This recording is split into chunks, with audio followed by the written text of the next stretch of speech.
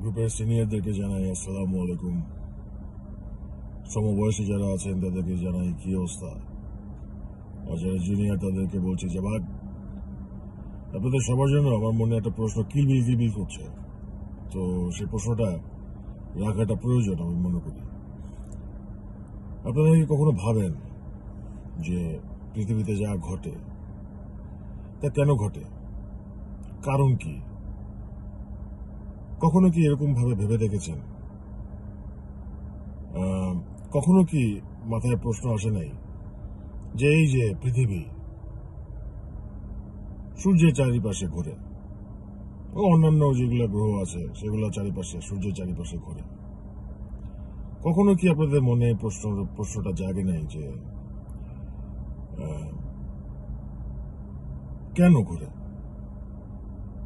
পৃথিবীর স্বার্থটা কি এটার মধ্যে? এক। দুই,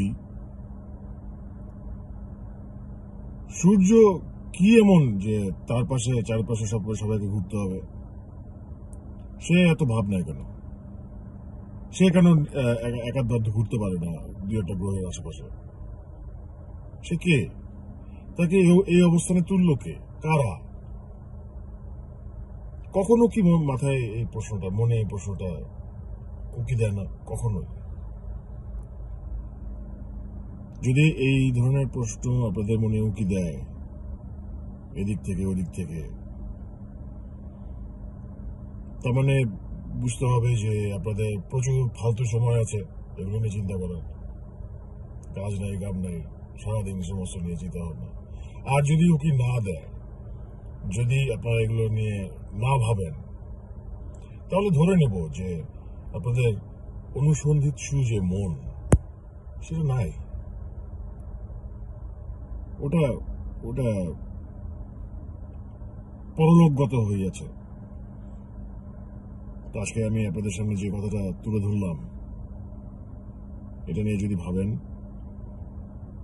ধরে নিব যে হ্যাঁ, নিশ্চিত হবো যে হ্যাঁ আপনাদের মানে ফালতু টাইমের কোনো অভাব নেই। মানে খাওয়া দেওয়ার কাজ নেই, সারাদিন এইগুলো নিয়ে চিন্তা করবেন।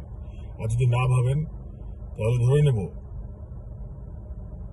যে আপনাদের নতুন নতুন জিনিস জানার যে আগ্রহ, যে কৌতূহল, সেটা সেটা নিয়ে আপনারা পয়দাই হন নাই। এখন আমি জানি না আপনারা কি করবেন।